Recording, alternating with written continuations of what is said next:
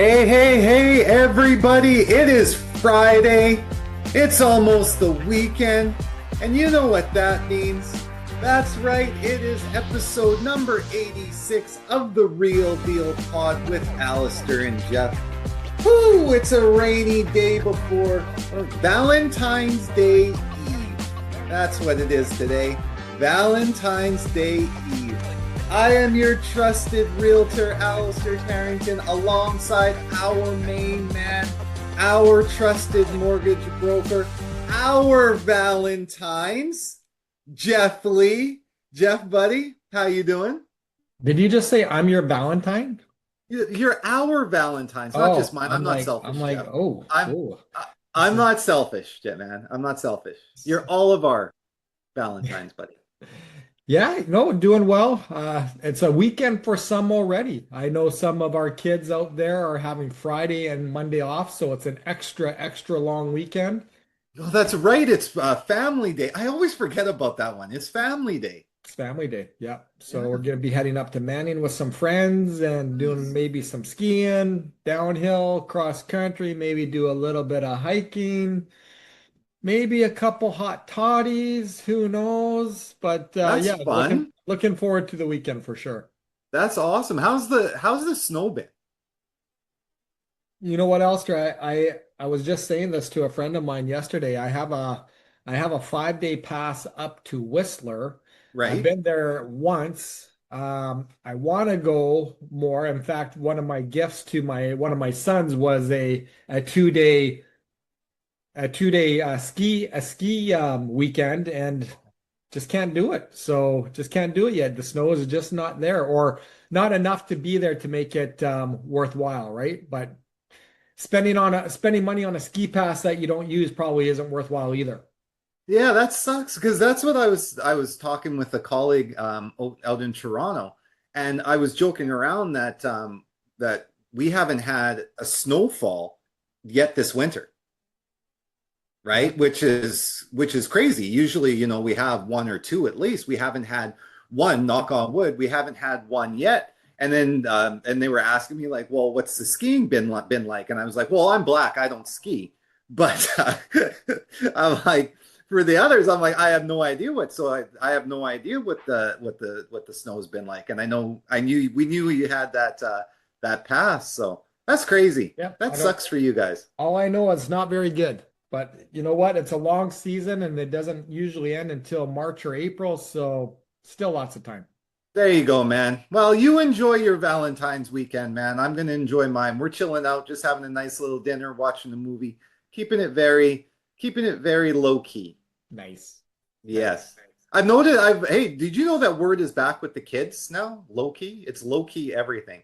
We just remember you and I back in the day, we just used to use low key like in specific circumstances. Now it's like low key everything. Oh, I low key like that, or I'm low key obsessed with that person. It's really weird, man. All right. Slang is like fashion. It always comes back. I can't wait till gnarly comes back. Yeah, Gnarly and Gnarly tubular. never left for me. Oh, then how about tubular? We're getting off track, Geoff. Let's get this going Let's on, my get man. at her, buddy. Let's get at her. So let's start it off as always with the hottest segment in podcast, and that is Did you know? Did you know? So, Geoff, did you know the biggest risk to Canada's housing market right now isn't just affordability or interest rates? It's what isn't being built. Okay, come again. So one more time. All right. So did you know that the biggest risk to Canada's housing market right now isn't just affordability or interest rates? It's what isn't being built. Okay, explain. I will. So, a new outlook from the Canada Mortgage and Housing Corporation, as we like to call them, better known as CMHC, is forecasting economic headwinds that could shape our housing market for the next 3 years. And the implications go far beyond today's headlines. So here's what's happening. CMHC expects housing starts across Canada to fall below the 10-year average, even while rental construction stays relatively strong. So as we know, developers are facing a tough combination: higher construction costs, weaker buyer demands, slower economic growth, and a growing number of unsold units, especially in the condo sector. So in simple terms now, builders are pressing pause. The report projects Canada's economic growth at just 0.2 or 0.7%, in 2026, which would make it one of the weakest non-recession years in decades. Add in modest wage growth, slower population gains, and softer employment conditions, and many buyers are choosing to wait before making big housing decisions. And that hesitation is showing up most clearly in condos. Markets like Toronto and Vancouver are seeing fewer condo projects launched because pre-sales are struggling and construction costs remain high. At the same time, many investors who purchased during ultra-low interest rate years are now completing on units worth less than expected, forcing some to sell at losses just to exit the property. But here's the part that now most people are missing. While today's slowdown feels negative, it may actually plant the seeds for future housing pressure. When developers stop building now, fewer homes get completed later. And CMHC is already warning Canada that Canada needs roughly 3.5 million additional homes beyond current construction levels to restore affordability by 2030. Never a target that's what's that? That's never going to happen. That's where I was just going to get to. A target that's becoming increasingly harder to reach every year construction slows. So we're seeing a paradox. Short-term uncertainty is reducing construction, and reduced construction today increases the risk of supply shortages tomorrow. Interestingly, not every market looks the same. While condo construction struggles in some major cities like Toronto and Vancouver, places like Montreal are still seeing strong purpose-built rental development, showing how regional economics continue to shape local housing outcomes differently. So here's the key takeaway. We all know that real estate moves in cycles and supply always lags demand. What feels like oversupply or hesitation today can quietly become tomorrow's inventory shortage.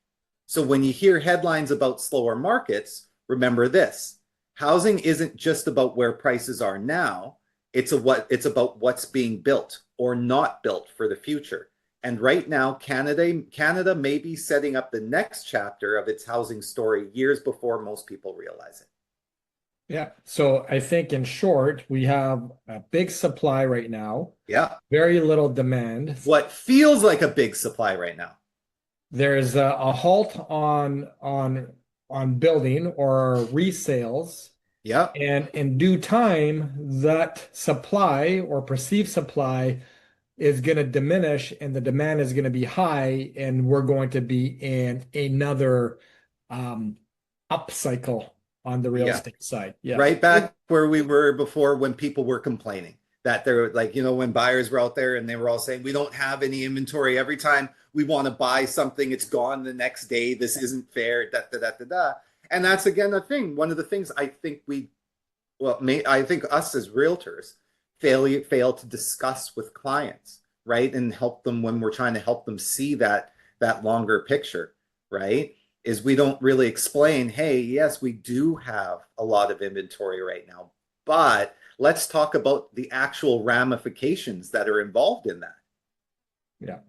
Right. Well, and that is future market supply. And again, unfortunately, we follow, I've said this before, we follow the person that's in front of us, right?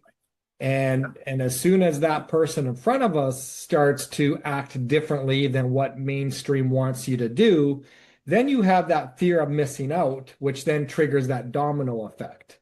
Yeah. And to your point, this is just kind of reconfirms what I've been hearing is that yes, we are in a soft market, but this soft market is not going to last forever. In fact, many feel that 2026 may be again a continuing of 2025. But as soon as 2027 rolls around, we're going to start to see less supply, more demand. And by 2028, we should be seeing again an uprise. Maybe sooner, maybe later. It all depends on, what happens within our borders and outside of our borders that we haven't had that crystal ball on. But this report from CMHC just reconfirms everything what everybody else is saying, right? Yeah. Outside of mainstream media.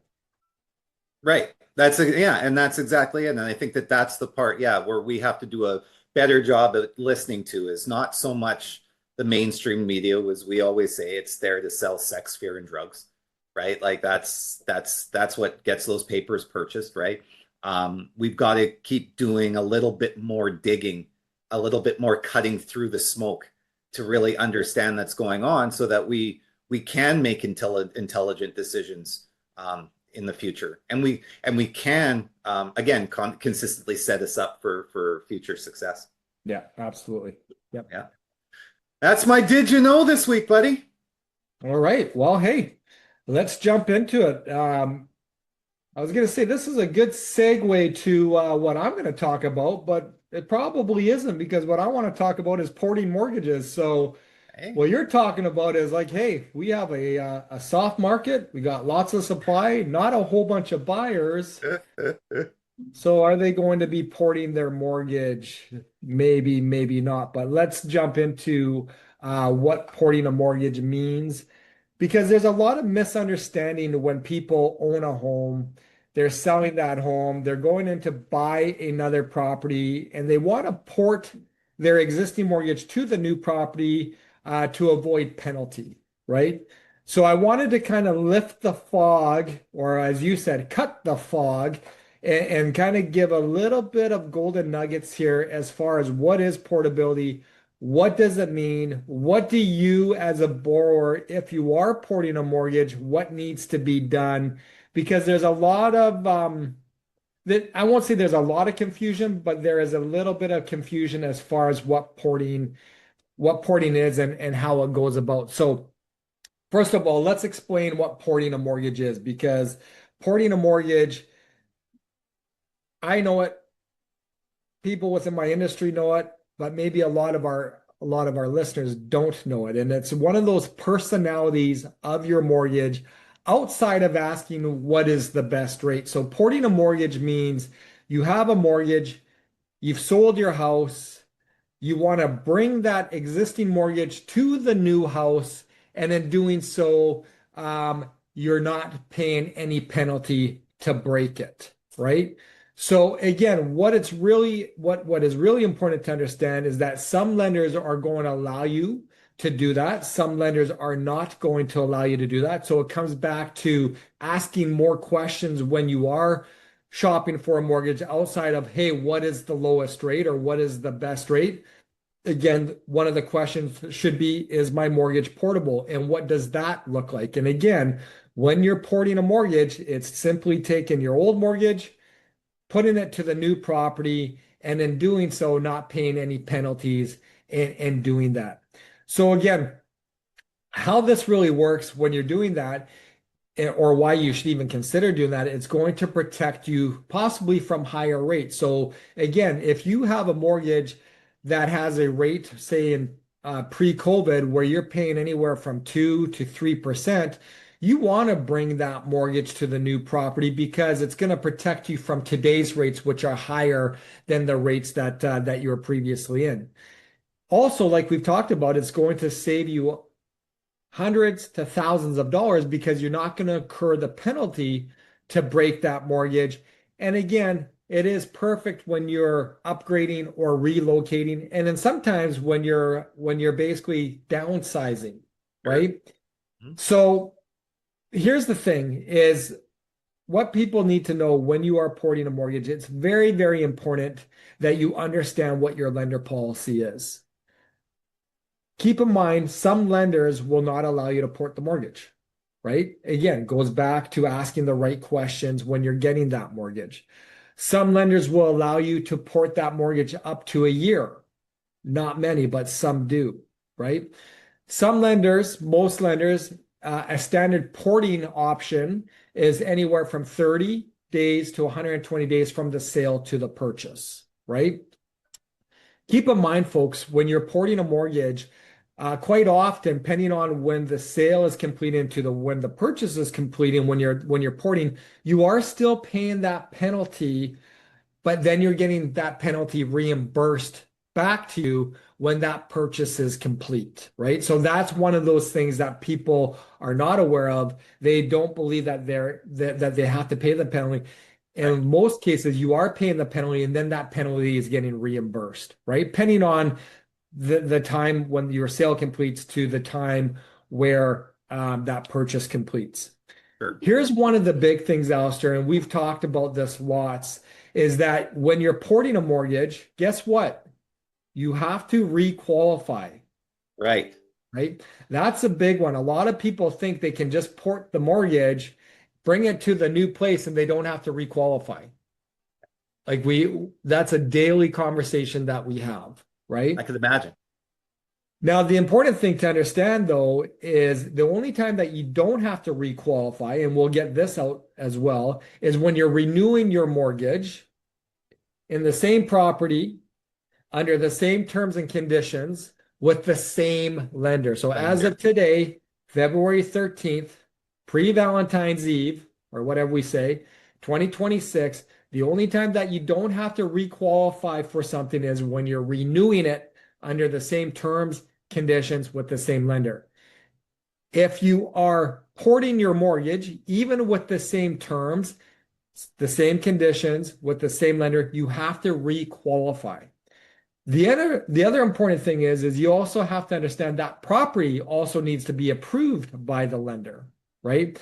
So even if you can port it, even though that you can qualify for what you want to do, maybe that the property that you're buying isn't going to be approved by the lender. And maybe that's a home that's filled with asbestos. Maybe that's a home that's a former grow up that hasn't been remediated. Maybe it's a mobile park or a mobile home and a mobile park that isn't approved. So keep in mind, you don't only have to re-qualify for the amount that you want to borrow. The property needs to be approved, and it's just not an automatic guarantee. And this is that part where people typically will get confused, and quite often frustrating. Yeah. So the other thing that we need to understand is that if you're porting a mortgage, say for example, Alistair, how often do we see someone that's in a condo, now they're moving to a townhouse because their family is growing, or they're moving from a townhouse to a house and they need more money, right? So when we port a mortgage, you can borrow additional money, providing that you qualify, and it's called a blend and extend, right? So understand that most lenders, if you are in a fixed rate mortgage, they will allow you to port that mortgage and borrow more money, providing that you qualify. But if you're in a variable rate mortgage, not all lenders will allow you to do that. Some will and some won't. So again, it goes back to when you set up that mortgage, or when you originally set it up, asking the right questions. Is this mortgage portable? Your broker asking, like, what is your plan in the next 5 years, or what is your plan in the next 3 years? And that's going to determine the type of rate that you're going to get. Because again, if you're with the lender in a variable rate because it's the sharpest rate, but it doesn't give you a porting option, that's not going to be a very good conversation that you're going to have, down the road. Later on. Yeah. Later on. And so that's one of the things, don't want to interrupt. That's one of the things that's so important when going through this process is not just planning. It's not planning for today. It's planning for tomorrow instead. Right. Because what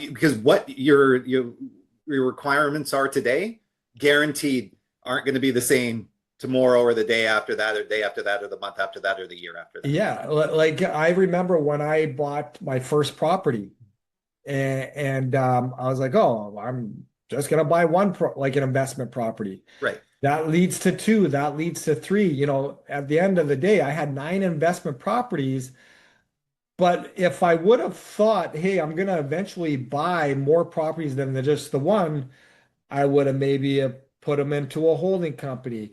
I would have strategized it a little bit differently than what I did because I was short-sighted at the time. So again, to your point, Alistair, is when we are doing a mortgage for you or your clients or our clients, it's really important to understand, well, what is I understand what the short-term goal here is, just to get a mortgage. But what is the long-term goal? What is your 3-year plans? What is your 5-year plans? Where are you at with your family? Do you plan on having kids? Like, what is that going to look like? Because again, that's going to determine the mortgage product that you're going to be put in. And if you are working with a lending partner or someone that's doing your mortgage and they're not asking you those types of questions, you really should start to question that relationship. And really, because they're not understanding the big picture. They're understanding your short-term window, which is pretty much their window that they're understanding, and they're not asking the proper questions as far as what is your long-term window looking like, right? And again, Amen. we go back to that statistic. Through 70% of us will break our mortgages within the first 3 years. Right. So again, and part of that reasoning is because now you're upgrading, right? You're going from that condo to that townhouse or that townhouse to that home. So again, it's really, really important to understand what the porting option is, and are you able to do it if you're in a fixed rate, which again, most lenders will allow you to do that. Are you able to do that if you're in a variable rate? And some lenders won't, and therefore you have to break that mortgage and then go again. Lots of times, Alistair, or not lots of times, other times you're going to see people downsize, right? They're in that detached home and now they're going down to a condo, right? They're, I'm an empty nester now. I don't need this, 2,500 square foot home. Now I just need something that basically is going to be for me and my partner. And, when the kids come over with their grandkids, to satisfy that. So that is called a port and decrease, meaning you're porting your existing mortgage, but you don't need as much money. So you're what you're porting over to the new property where you're downgrading, you don't need as much money. So that's called a port and decrease. Right. And again, some lenders will allow you to do that. Some lenders will not. But again, if you're asking the right questions, you're going to be in the right mortgage product that allows you to what they call port and decrease, right? And when you're porting and decreasing, you are still going to have a penalty on the amount of money that you're not porting over to the new place. So again, if I'm in a $500,000 mortgage and now I only need a $100,000 mortgage, you're going to be paying a penalty on that amount of money that isn't being brought to the new place of 400 grand. Right. And that penalty is always calculated either on the interest rate differential or the 3-month interest penalty, whichever is greater, right? And every lender calculates it a little bit different. And excuse me. And at the end of the day, do we expect... Jeff, sorry to interrupt. Yeah, do you have to go through the stress test again when you're decreasing? Yes. Yes. And that's a great question, actually. And the only time that you don't have to stress test things, Alistair, is when you're actually transferring or switching a mortgage to a new lender on renewal. Right? Yeah. Or all the terms and the conditions remain the same, right? But if you're porting a mortgage over to a new lender, then yes, this is one of those times, again, where you will have to stress test, right? Yeah. And at the end of the day, are we going to remember all this? No. the takeaway really is understand what a port means, and that means you can take an old mortgage, your existing mortgage, to a new property without paying the penalty. What you need to take away is every lender, as far as how much time you have to port that mortgage, will vary and it will differ. And more importantly, you need to re-qualify, right? It's just not an automatic guarantee. And when I mean you got to re-qualify, what is your income? What are your debts? Are you going to be able to port that $500,000 mortgage to the new property? And then again, understand that that property also has to be approved. And to round it up, you can borrow more money if need be. And with some lenders, you can decrease the amount if need be, but not all lenders, which goes back to my original point. When you are getting a mortgage, when your question is, what is the best rate? Maybe you also now need to throw in, what are the porting options? Because I'm planning on moving here within the next 3 years, or I'm planning to do this in the next 5 years. But again, if you are working with the right lending partner, they're going to be asking these questions. Yeah, they should be. And that's it, my man. Nice. Nice. Well, that was nice. That was short. That was sweet. I think we did a great job today, my man. Yeah, short and sweet. Less is more, they say. Right, right. And really, guys, when it comes down to it, that like when Geoff and I are doing this, we don't expect everybody to take the whole pot away and have all those questions answered for them and stuff like that. What it really is to do is, we always say, even if it's just one thing for you to be able to take away and hold on to, that will make your lives easier in the future. And when you do have those questions, right, when we do say something that piques your interest, go and ask that person in your trusted group about it. Get more clarification on it. Get more answers on it. And if you don't have that person in your group, then contact Geoff or myself, right? Reach out. We are more than happy to spend the time walking you through it and stuff like that, because it is confusing, right? And you're not the expert, so you can't be you can't be thought of as the one that should just get it. Right? To your point, Allister, like, if you can just take one thing away from anything that you listen to, you're going to be that much stronger. Like, knowledge is power, right? Yeah. And again, if you can just take one thing away, have an understanding of it, and then talk to the working professional that has a full understanding of it, is just going to make you ask the right questions when those questions aren't being addressed properly to you, right? Right. Exactly. And at the same time too, it gives you that red flag feeling if you're not getting those questions that we're telling you should be asked to you, right? When you're not getting them, you can say, hey, I don't think I'm sitting in front of the person that's going to best represent me. It's not to say they're not good. It's just that they're not going to represent you to their best, right? So, yeah. Amazing. Well, that is it for us today. We hope you have an amazing Valentine's Day. You know, and go treat the person that's closest to you out to a nice dinner, a nice coffee, nice something or other, right? If you don't have somebody, then treat yourself, because the most important thing to do is love yourself, right? So that is it for us today. We hope you enjoyed. Go ahead, Geoff. And for those who have partners that say they don't want anything for Valentine's Day, don't listen to that, because that is not the truth. Oh, hold up. I got something to say on that. Unless you're like me and Michelle, we have a rule that on important days like today, we are going to warn one another if we are buying them something, so the other person doesn't show up empty-handed.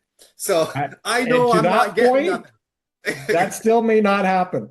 No, I'm trusting it. It's on her, because I'm telling you, if I don't get a gift from her tomorrow, if I get a gift from her tomorrow, I don't have anything. And I'm saying this out loud where she's listening. I hear I'm picking up what you're laying down, and all right. Well, that is not necessarily the truth sometimes. If I'm not on the pod next week, we know that this whole thing went terribly awry, and Michelle killed me. So that's alert 911. Amazon Prime, everybody. Amazon Prime. You can have it tomorrow at 4 a.m. True enough. True enough. Thank you, everybody, for listening to us today. As always, please continue to like, love, tell everybody else you know about us, share us everywhere. The more the merrier, and the more information that we can have getting out there and helping people, the better. And with that being said, everybody, stay empowered, stay informed, and most importantly, Geoff, Stay tuned. that's right, baby. Stay tuned. Peace out.